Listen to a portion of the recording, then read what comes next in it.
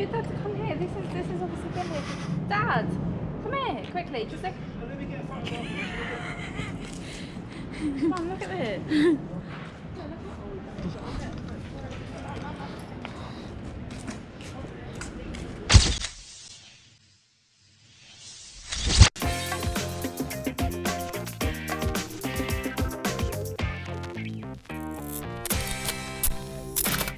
Hi guys, welcome back to my channel. If you're wondering what all that was about the start, well, I went to London. It was my birthday and my daughter's birthday last week, and we went to London for the day, and I decided to do some street photography. I took a few rolls of film with me and a couple of cameras, and I asked my wife to do a little bit of videoing for me, and that's the sort of stuff that she come back with. So in the end I ended up taking a video camera and doing some bits myself.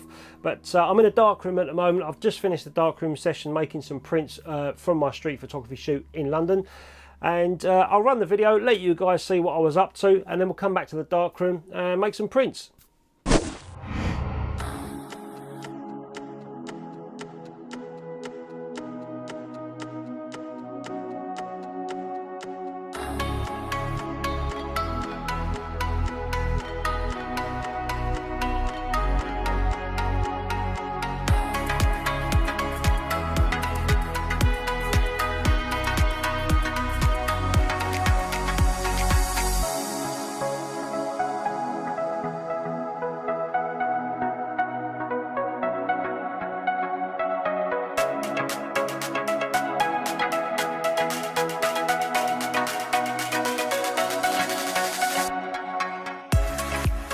So after a 3-hour journey from the Isle of Wight in a ferry and then driving into the city, parking up in Waterloo, I'm now walking over Waterloo Bridge. I'm going to get to the underground station, and first stop's going to be Tower Bridge.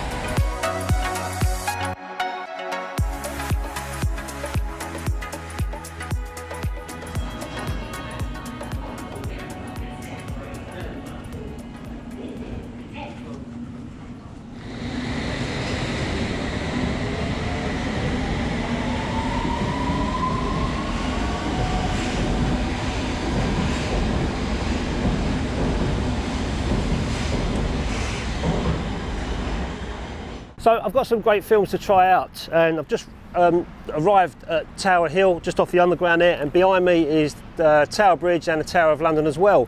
So the first film I'm going to be shooting around this area is Acros 100, kindly sent to me by Mr. Casey Face off Instagram. Thanks very much, mate. I'm also going to be shooting some Astrum 400. If you follow me on Instagram, you'll have seen some of the shots I did on this. Another Instagrammer sent me this, and I was really impressed with the results that I got. I've bought out my Zeiss Nettar, so I'm going to be shooting some HP5 120 film.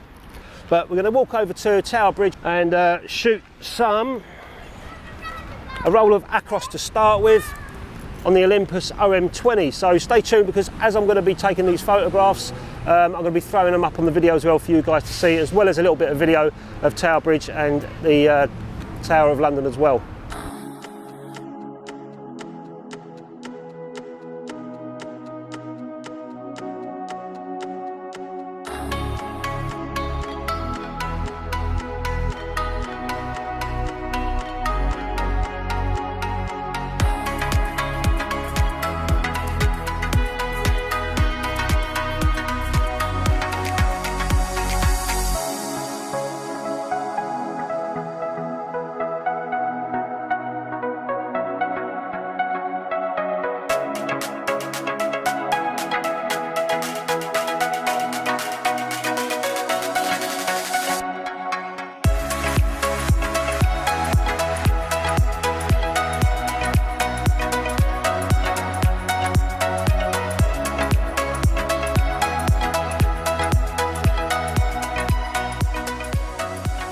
So I've just come off from Tower Bridge now, and I've taken about 12 shots already, and I'm just going to shoot the shit out of whatever I see.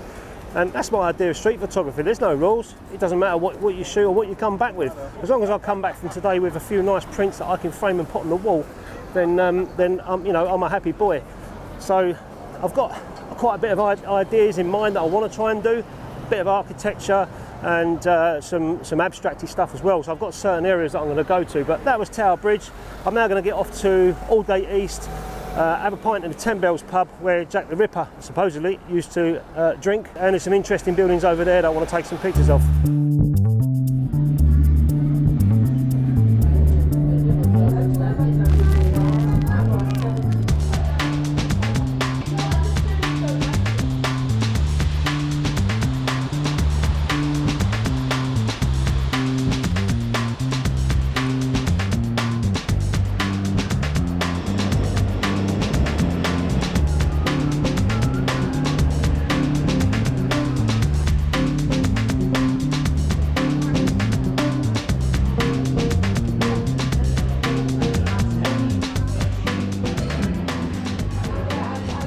So that was a few photographs at Tower Bridge. I'm now going to walk around the back streets of this pub, apparently where Jack the Ripper used to roam around, but there's some really great old buildings that I want to photograph. And there's a few more areas in London that I want to go to and shoot as well with those films I showed you. And after the video, I'm going to be doing some darkroom stuff and some printing of my favourites. So let's get off around these back streets and I'll show you some of these old buildings.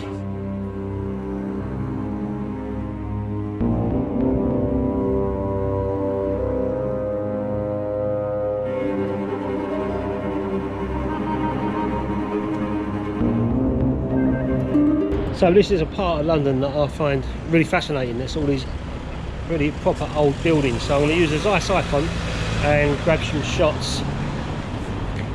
Hopefully might even get a few printers out of these, but I'm going to burst off this roll of HP5. It's a 400 speed film, but I'm going to put it to 200 and see what we get.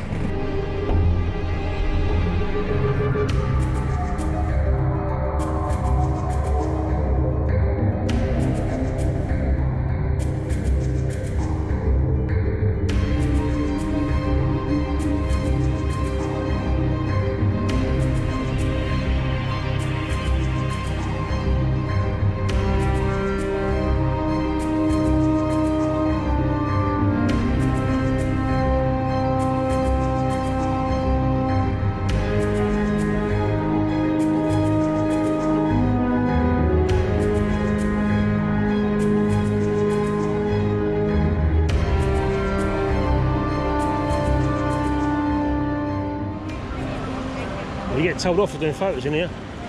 Yeah, apparently.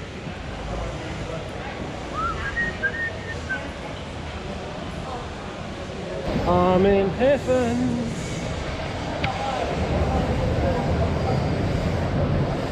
OM2, look at that. OM2. Olympus Trip, Yashica Mat, some point and shoots. Oh.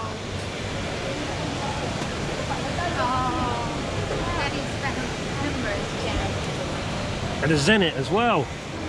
Unbelievable. So there's a Olympus OM2 there. The famous Olympus Trip camera.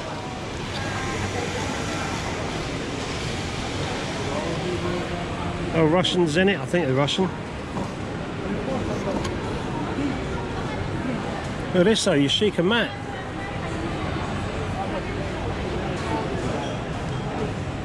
Woo! That is heavy. That is quite heavy. I like that. So look at this stuff. This stuff looks really nice. OM20 there, an Ultra X300, Praktika MTL3, Pentax ME. Guys, tell us about your camera store. What we got here? We're in Spitalfields Market. Are you often here? We open on Thursday and the weekend, every day, rainy, sunny. You got a wonderful little collection here. Yes, they're all for sale. Look, one of the oldest we have. 1920 at the moment, yes. Is that 120 film, that one? 127. 127 film, and, okay. 1920 is the date, probably. They were built between 1915 and 1920. Pocket. Best Pocket camera. Best pocket. Fully working. What's your favourite camera on the store? Which one would you be sad to see to go? Which one would I be sad to see to go? It's gone already. It's gone.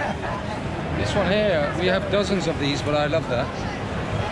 It's not the most high-tech. It's the simplest camera we have. But my own version of this is still going around in a taxi in New York in a yellow cab since 1977 when I left it on my way to the airport. No way, you lost it then? Yeah. So there you go. Oh, The old Kodak 127 Brownie. Fabulous camera. Here we go. That's the result. so this was taken on this camera? Absolutely, last year. We got with the Hector 100 ISO. It's bright sunny day like this. It was 2 seconds opening the shutter. 1, 2. Handcrafted. And voila. Medium 6x6. Very simple. Wonderful. Efficient. And how big is the pinhole on this? How many millimeters is it, the pinhole? Is it 0.2 millimeters. Yeah. It's Aperture f150. Aperture f150? Yeah. Wow. Focal length 30 mil, Right. which gives you exposures 2 to 15 seconds, roughly with 100 ISO film. Handcrafted by our friend Philippe Leclerc in France. 4x5 inch. And a 4x5 as well. That's amazing. I've just bought myself my very first pinhole camera, and I hope to make a video on this at some point. Handcrafted Le Rouge 6x6, crafted by Mr. Philippe. Philippe from France. You know, Philippe from France. That's the one, we know who that is, don't we? It's Philip. Phil from France. Okay, thank you.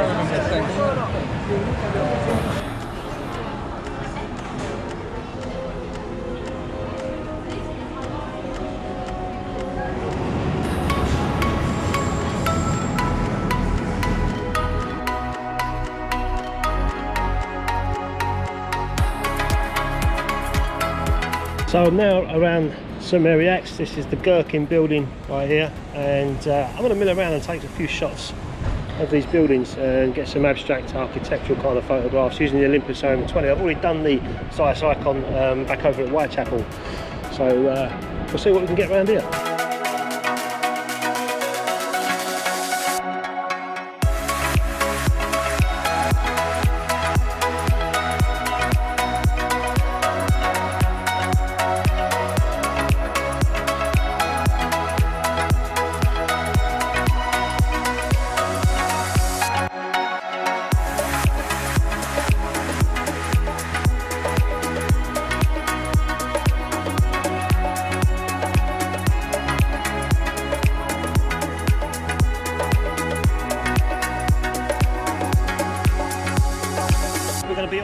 Away from here now and get over to Oxford Street and around there, so a lot busier, and hopefully be able to get some decent street photographs over that way.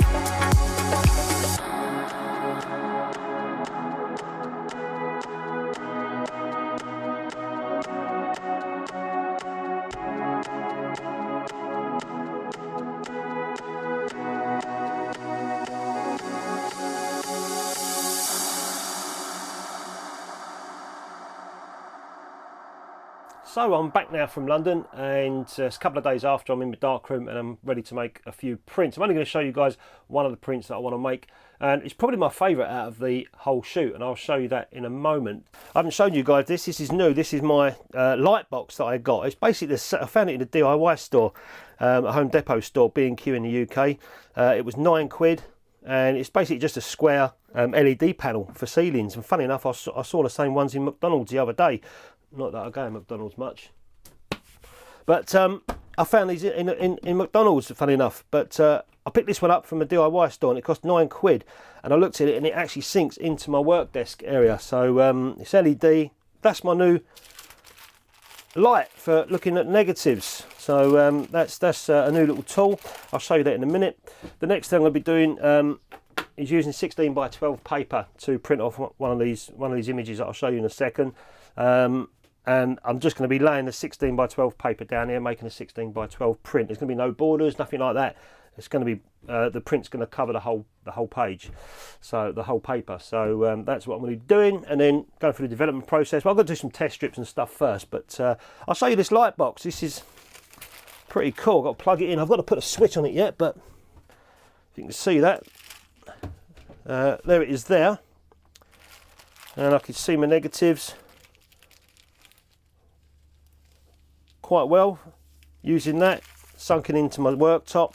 And what I've also been doing, how I did the scans for this video, was laying the negatives on there and using the DSLR and a macro lens without a tripod, because I didn't have a tripod and all the gadgets to lean over, but I just leant over and took the shots pretty much as it was. So but it worked out all right. The scans are okay. It was good enough to show you guys, but I reckon I can get a better print than certainly what I scanned. Okay, this is the negative I want to work with anyway, so let's get it in larger.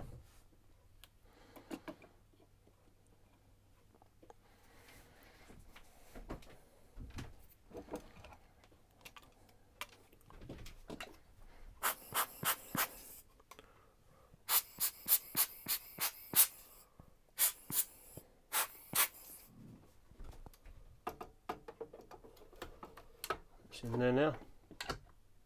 Okay, so I've just made the print and it's drying. I didn't show any of the darkroom work because there wasn't too much to show, to be honest with you.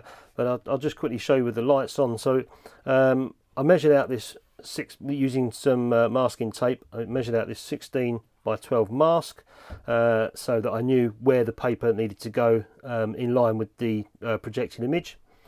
And then in the dark, turn all the lights off, put the red lights on, and then I laid my 16 by 12 paper down here. It was quite flat, so I didn't need to use my my angle weights at all. It was quite flat, so I just continued and had it laid down. So I did some test strips. The first test strips I did at 5 seconds each. This was with a grade 2 filter on, 5, 10, or so I say 5, 10, 15, 20, 25, and I realised it just weren't touching at even 25 seconds. So I just had a hunch and put a test strip under for 45 seconds with the grade 2 filter, and that's what I came out with. So I thought I could still go a little bit darker, so I just ended up putting the 16 by 12 paper down on the easel and did 50 seconds with the grade 2, and then I used a grade 5 filter just to burn the blacks in a little bit more for another 20 seconds, and then I used a dodge tool and I just bounced the dodge tool around the area of the guy on the bike, so everything else around the edges started to make a vignette look, if you like. Just make the edges a bit blacker so that I could make the guy on the bike stand out. That's the print there drying. Maybe it's a little tiny bit dark in the whites. I've got a feeling there's a fly in it. Look, bugger. Still wet, so that'll just come off. Maybe it's a little bit too dark in the whites. I'll have to see when it dries and see how it looks, but I'm not going to go ahead and do a reprint because I quite like it. So I only intended to make a few prints, but I got a little bit carried away this Sunday afternoon in the darkroom and ended up making, I don't know, 5 or 6 prints. But I'll go through them anyway. These are my favourite prints from the photographs that I took. That's the first one that I was telling you about, the guy. Now these were long exposures. I got a little bit bored, to be honest with you, just shooting normal stuff. So I slowed the shutter speeds down on the camera, and this was like 1/15 of a second. So I started to do some longer exposures in the street just to get a little bit blurriness going on, and tried to pan away with cars and cyclists, etc. But this was one of my favourite ones. Now, this is what I was talking about when I said, you know, it's not everyone's cup of tea, but I actually like this, and this is the sort of photograph that I'd frame and put up on my wall indoors.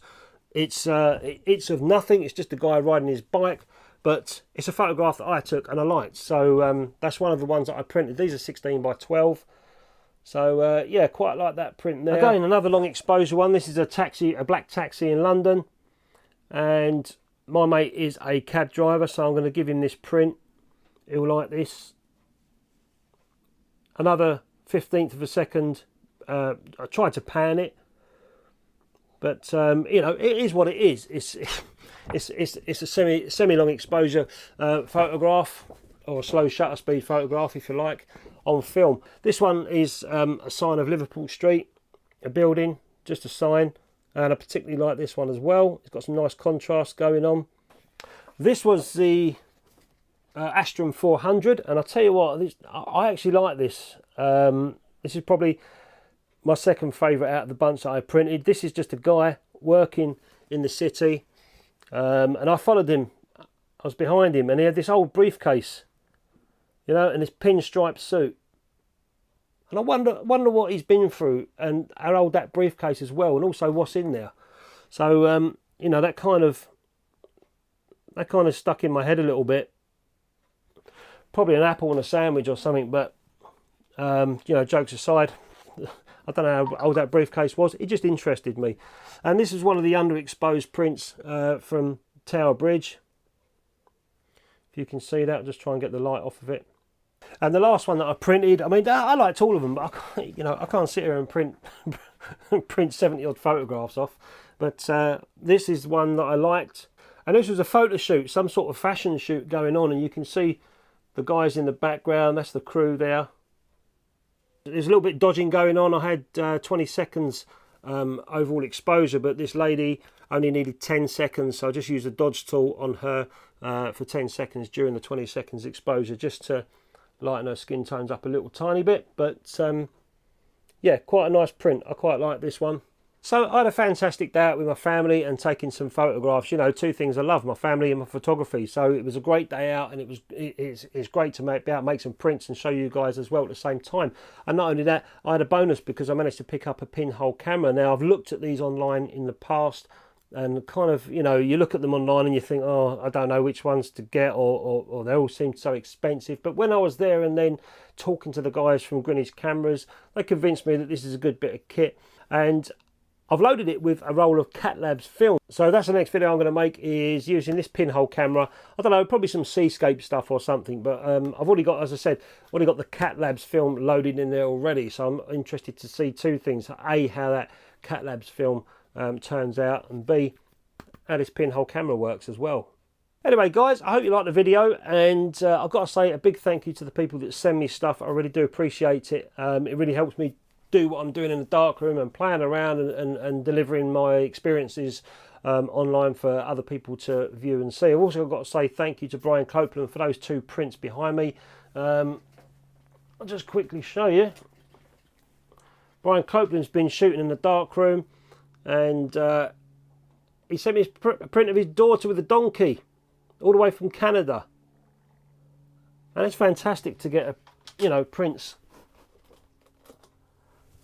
from across the other side of the world. And this one is a Buddha that he's done as well, which is a nice little print he's made on a 10 by 8. I'm not sure if it's fibre paper or resin. I think it feels like fibre, but yeah, a couple of nice prints. Thanks a lot, Brian, for sending me that, mate, and I look forward to seeing more of your photographs on Instagram.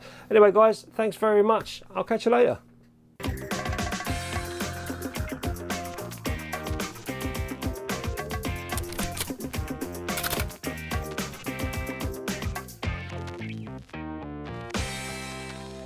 If you like this video, please hit the subscribe button and the bell so you don't miss the next one.